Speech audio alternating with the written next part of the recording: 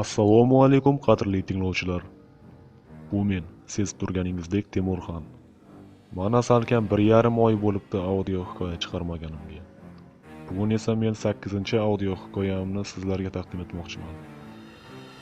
Mani YouTube'dagi muxlis va muxlisalarimga eslatib o'tmoqchiman. Men ismim Temur. Hikoyalarni esa Temurxon nik ostida chiqaraman. Men umidjo'q emasman. Hurmatli YouTube'dagilar, YouTube'da mani kanalim yo'q. Ammo men Umidjo'q bilan yaqin do'stman. Umidjo'q esa hikoyalarimni o'zini YouTube kanaliga joylab boradi. Bularni nega aytyapman?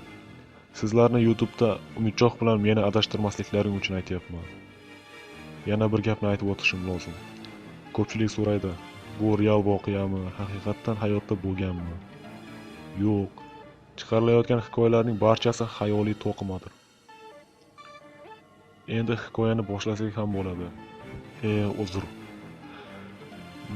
Chiroqlarni o'chiring, eshikni qulflab oling, o'rningizga yaxshilab joylashib oling, quloqchin, ya'ni naushniklarni taqib oling.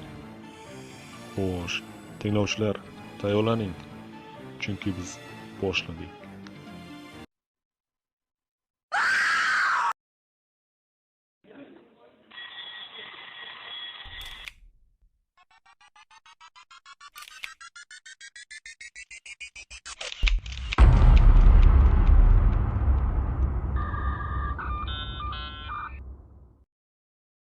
...2018-yil 10-sentyabr. Moskva shahri oliy o'quv yurtlarining biri. Universitetda 2-kursda tahsil oladigan ikkala dugonalar Nensi bilan Olga koridorda suhbatlashib, g'iybatlashib kelishardi. Nensi juda ham go'zal, odobli qiz edi. Olga ham chiroyli qiz edi. Ular koridorda yurib kelisharkan, Olga "Kel rasmga, selfiga tushaylik" deya cho'ntagidan telefonini oldi. Nensi esa "Aha, xo'p, kel bu yerda tushamiz. Yaqinroq tur. Atriyning hidi yo'q qoldi. Atriyni ham berib tur, xo'p." Olga: "Aha, xo'p, mayli, qani chiroyli bo'lib tur."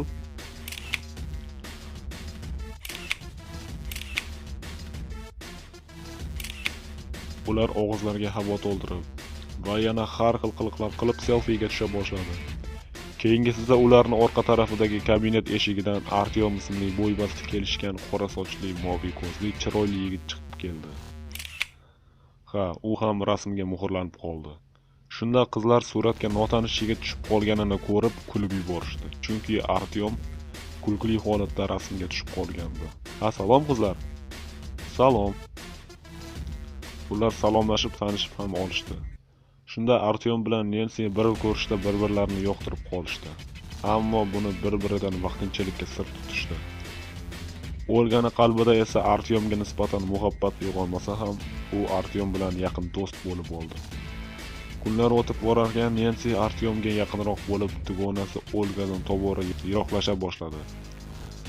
U bilan vaqt o'tkazmaydigan, suhbatlashmaydigan, gaplashmaydigan darajada o'zgarib borardi. Olga buni sezdi va undan qattiq xafa bo'ldi. Bir kuni Artyom Nensiga uni sevishini, unga uylanishini aytganidan Nensi o'zini 7-osmonda uchib yurgandek his qildi. U ham uni sevishini aytdi. Ikkisi bir-birlarini qattiq sevardi, o'zgalardan qizg'onardi. Bu orada Olga ham Artyomni sevib qolgandi. Kunlarning birida Nensi unga Artyomni sevishini, kelajakda unga turmushga chiqishini, u bilan baxtli hayot kechirishini aytib ko'nglini ochdi. Olgaga bu xabar yoqmasa ham o'zini yolg'onlagan xursand qilib ko'rsatdi. Lekin u Nensidan nafratlanardi. Undan Artyomni qizg'ona boshladi. Endi u Nensini Artyomdan yiroqlashtirish payiga tushdi. Kunlarning birida 10-noyabr sanasida universitetda katta tanaffus paytida Olga Artyomga qo'ng'iroq qilib, bino tashqarisiga chaqirdi. Artyom yetib kelganida Olga unga bor gapni, uni sevishini, usiz yashay olmasligini aytdi. Ammo Artyom unga javoban: "Bo'ldi, bas qil.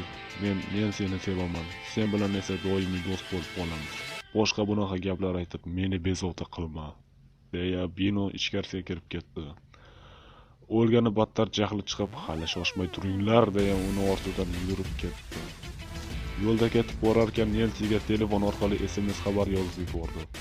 "Qayerdasan? Seni topolmayapman-ku. 92-kabinet yo'lida uchrashamiz. Olga Artyom koridorni boshlanishiga kelganida unga yetib oldi va undan yolg'ondagi kechirim so'ray boshladi. Va 92-kabinet oldigacha suhbatlashib borishdi. Mayli, kechirdim. Sendan iltimos, Nensi ikkalamizni o'rtamizga tushma. Biz faqat do'st bo'la olamiz. Olga: "Hop, mayli, biz endi faqat do'st bo'lamiz." U miyasida pishitib qo'ygan rejalarni amalga oshirish uchun tezroq Nensini kelishini kutardi. Va nihoyat koridor oxirida Nensi ular tomon yurib kela boshladi. U ular tomon yurib kela boshladi. Artyom Nensini ko'rib, "Ey yo'q, ikkalamizni bu ahvolda ko'rib yomon xayolga bormasin-da. Endi nima qilaman?" Ular uchrashishdi. "Meni nega chaqirding, Olga?" U Artyomga qovoqni solib qarab turardi.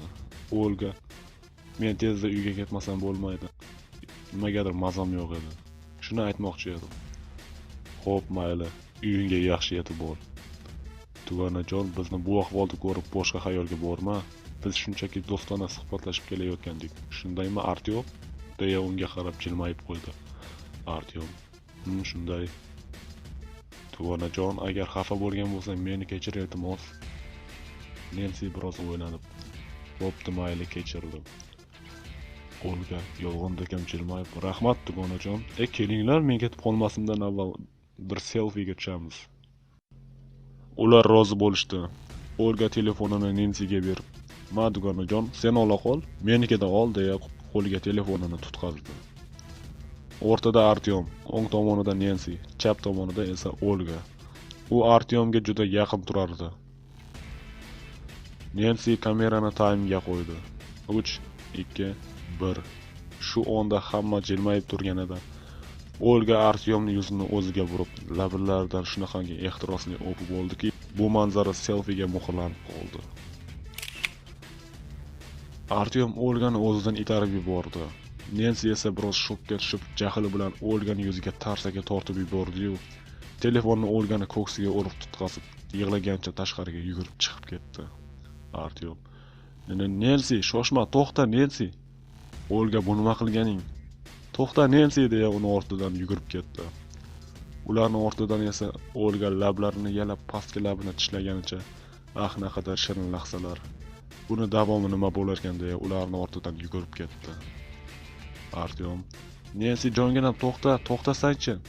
Nensi yig'laganicha qulog'iga gap kirmas universitetdan tashqariga chiqib ketdi. Orqasidan esa Artyom to'xtab gapni eshitishni so'rardi. Olga esa sekin yurib ularni kuzatib kelardi. Katta yo'lni kesib o'tayotganda Nensi yig'lagancha orqasiga o'girilib, "Meni tinch qo'y, yolg'iz qolishni istayman", dedi-yu, o'ng tomonidan kelayotgan mashina uni qattiq zarb bilan urib yubordi. Nensi esa qarama-qarshi yo'nalish yo'liga yiqilib tushdi. Yetmaganiga qarama-qarshi yo'nalishda harakatlanayotgan avtobus uni ustidan bosib o'tib ketdi. Bu yog'i dahshatli va baxtsiz hodisa edi. Artyom: "Nensi!" Uni ortidan kelayotgan Olga esa shok holatiga tushib qoldi. Borib qarab ko'rishga jirkanar, bir tarafdan qo'rqardi.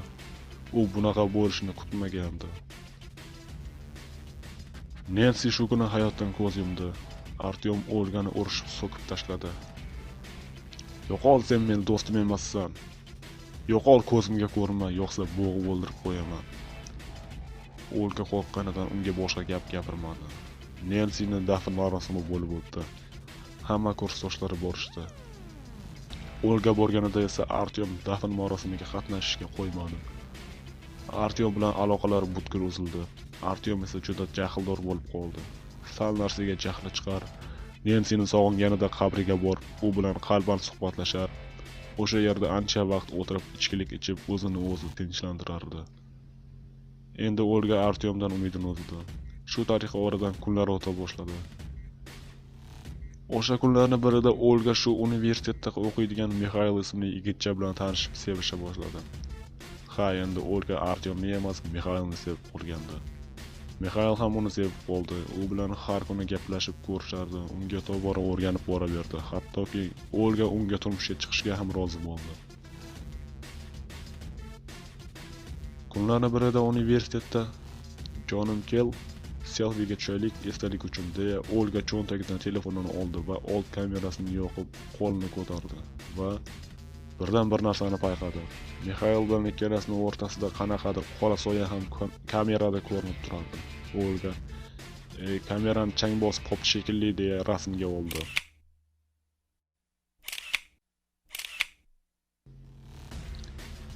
Uch marta selfiga tushdi va telefonini cho'ntagiga solib xayrlashib uyiga jo'nab ketdi. Olga uyiga yetib keldi. U ijaradagi uyida turardi. Undan boshqa hech kim bu uyda yashamasdi. Uyiga yetib kelgach, uy ichkarisi juda ham sovib ketganini bildi. Borib isitgichni yoqdi va oshxonaga borib qo'shiq xirgoyi qilganicha o'ziga kechki ovqat tayyorlay boshladi. Uy sukunatga cho'mgandi. Oshxonada yurganida u qanaqadir badbo'y hidni seza boshladi. Bu hid o'lik odamning hidiga o'xshab ketardi. Eng dahshati bu hid shu oshxonadan unga yaqin joydan chiqib turardi. Olga orqasiga o'girildi. Orqasiga qaraganida hech narsa yo'qligini bildi. Fu, oshxona nimaga sasib ketyapti? U bu yerda kalamush o'lib yotganmagan. Atrimdan sepib yuborishim kerak, yo'qsa bu hiddan ko'nglim aynab qusib yuborishim hech gap emas. U mayda qadamlar bilan oshxonadan sekin chiqib keta boshladi. Shunda u chiqib ketganidan so'ng oshxonada stol yonidagi stul asta o'rnidan qo'zg'aldi. Shundan so'ng gaz plita qulog'i sekin burala boshladi. Olga qo'shiq xirgoyi qilganicha xonasiga kirib keldi va atrini olib endi xonadan chiqmoqchi edi. Bu xonadan ham badbo'y hid tarala boshladi. Fu deya 2 marta atridan xonasiga sepib oshxonaga yo'l oldi. Borib qarasa, oshxonadan gaz hidi kelib turardi. Olga qo'rqib ketdi. "Voy, gaz hidimi? Jin ursin. Qanday qilib axir? Ovqatni tagi o'chib qoldimi-kana?" Ovqatini tagina qarasa o'chmagan. Zudlik bilan gaz chiqib ketishi uchun derazalarni ochdi. Ochiq qolgan gaz plita qulog'ini burab qo'yarkan, uni qachon buragandim, eslolmayapman. Nima bo'lsa ham bir xudo asradi. Hozir ochgan derazasi sekin yopila boshladi. Buni u sezmadi va boshqa xonaga o'tib ketdi va qaytib kelsa deraza yopiq turardi. Hayron qolganicha deraza yoniga borib oynani ochdi va har tomonga qarab keyin pastga qaradi.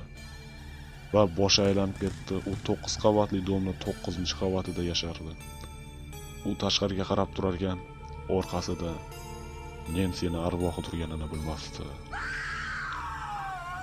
Nensi qo'llarini oldinga cho'zib uni oynadan itarib yubormoqchi edi, ammo bu fikridan qaytdi.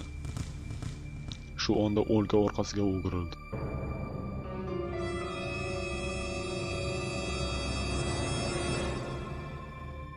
Va oshxonadan chiqib ketdi. U ketishi bilan deraza yana yopildi. Tars. Olga xonasiga borib ovqat pishgunicha yotog'iga cho'zildi va telefonini olib ijtimoiy tarmoqlardan biri Instagramga kira boshladi. Oradan yarim soat vaqt o'tdi.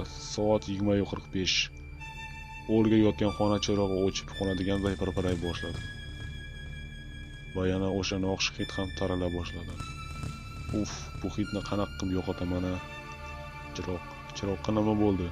O'chib qolmasin-da deya atrini olib xonasiga sepdi-yu oshxona tarafiga bordi. Borib qarasa ovqatini tagiga salgina kuyib ketibdi. Yana sal kechikkanimda bugun och qoringa uxlarkanman, deya ovqatini suzib stolga borib o'tirdi. Va telefonini titklagancha ovqatini boshladi. U internetga kirib o'tirdi. Birdan o'sha noxush hid uni yonidan tarala boshladi. Fu, bundan Olganing ishtahasi bo'g'ildi. Kechki ovqatni ham beliga tepdi bu hid deya o'rnidan turib, oshxonadan chiqib ketayotganida bir narsa e'tiborini tortdi-yu to'xtab orqasiga o'girildi. Oynani ochib ketgandim-u. Ha, shamol yopgandir-da deya boshqa xonaga borib, kompyuterni rozetkaga uladi. Keyin darsini bajara boshladi. Shunda Olganing telefoniga qo'ng'iroq qilishdi. Bu Mixail edi. U bilan ozgina suhbatlashgach, Mixail unga yangi rasmlarni yuborishini so'radi va hozir yarim soatlardan Odnoklassnikiga kirishni, uni rasmlarni kutishini aytib o'tdi. Olga bunga rozi bo'lib telefonini o'chirdi va yaxshilab bo'yanib, taranib, sochlarini yoyib, kiyimlarini o'zgartirib, o'sha xonada o'zini har xil stilda selfiga ola boshladi. Rasmga tushayotib o'sha tanish hid burniga yetib bordi. Bundan jahli chiqib so'kinib yubordi va atrini olib bu xonaga ham sepdi. Keyin rasmlarni Mixailni Odnoklassnikidagi profilga jo'natdi. Shundan so'ng Olga hojatxonaga borgisi qoldi va hojatxonaga kirib ketdi. Bu paytda Mixailga jo'natgan rasmlarida o'zgarish paydo bo'la boshladi. Olga hojatxonadan chiqib o'sha xonaga kirib keldi va Adnoga kirdi. Mixail hozircha Adnoga kirmagan. Keyin Olga telefondagi rasmlarni tekshira boshladi. Orasida o'sha marhum dugonasi Nensi bilan birga tushgan rasmlari ham bor edi. Dugonajon, bu hayotdan erta ketding. Yana Artyom ikkimizga ham nasib etmadi. deya keyingi rasmga o'tkazdi va qichqirib yubordi.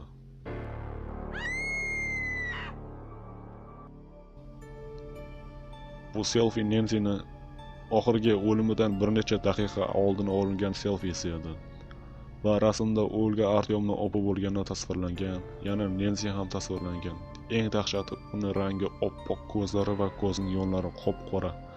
Sochlari bir tekis taralgan bo'lsa-da, yuzlari oppoq. Yana jilmayib turardi. Jilmaganda esa oppoq tishlari qorayib ketgan holda yana uzun oppoq kiyimda turardi. Olga shok holatiga tushdi. Qo'rqqanidan yuzlari oqarib ketgandi. Qo'llari qaltirab keyingi rasmlarga o'tkazarkan, hammasida Nensi tasvirlangan. Qiziqarli va qo'rqinchli tarafi shundaki, hozir Olga ko'rib turgan rasm Nensi o'lganidan so'ng suratga olingan. Ammo suratda Nensi tasvirlangandi. Demak, rasmlarda uni arvoh tasvirlangan.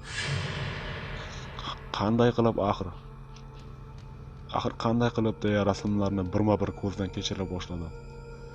Yana xuddi shu vaqtda xona chirog'i ham pirpiray boshladi. Shunda bugun Mixail bilan birga tushgan selfisida kamerada qora soya Olga bilan Mixailni o'rtasida ko'rinib turgandi. Olga buni kamerani chang bosibdi deb o'ylagandi. Yo'q, u yanglishgandi. Bu chang emas, bu Nensining arvohi edi. O'sha paytda kameraga tushib qolgandi. Rasmda Mixailning ko'zlari o'yib bo'lingandi. Olga buni ko'rib yig'lab yubordi. Yo'q, bo'lishi mumkin emas. Nensi bu rasmlarda nima qilyapti? Uni ko'zlaridan yosh qo'lidagi telefonning ekraniga tomdi. U bu yoshlarni ko'rib hayron qoldi. Yig'lashga ham qo'rqib qoldi, chunki ekran yuziga ko'z yosh emas, qon tomgandi. Rasmdagi Olgani kulib turgan ko'zlarida ham oqayotgan qon paydo bo'ldi. Yana rasmdagi Nensi sekin qo'rqinchli tabassum qila boshladi. Bundan Olga ruhiy zarba oldi va sekin-sekin kulishni boshladi. Va qo'lidagi rasmga qarab umuman qah-qah otib kula boshladi. Olga ruhiy kasalga aylandi. Ko'zlaridan qon oqib turardi. Shunda telefon old kamerasini yoqib, o'zini rasmga ola boshladi. Tinmay kular, xona chirog'i o'chib yonar.